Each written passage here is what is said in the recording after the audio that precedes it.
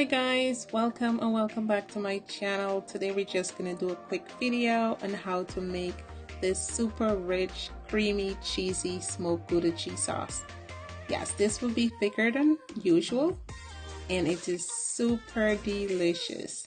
Alright, so these are the list of the ingredients that we will be using and they will be in the description box. So to a preheated pan, I'm adding some butter. Allow this to melt slowly.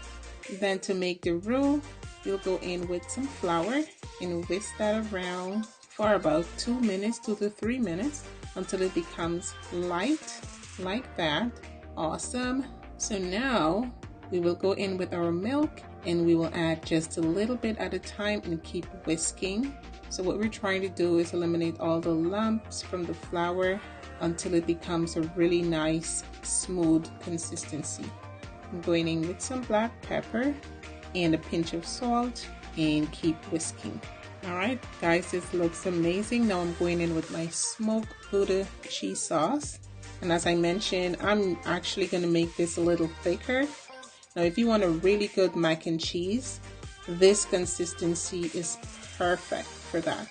So since I was out of macaroni, I did baked cheese fries. Make sure to check the link out for that. You guys will be amazed. It's an awesome side dish you can make for dinner or just any occasion. Alright, and that is what it looks like, guys. Amazing. So thank you guys so much for spending the time with me today. Do not forget to hit the subscribe button, like and share this video. Have a blessed day. Bye bye.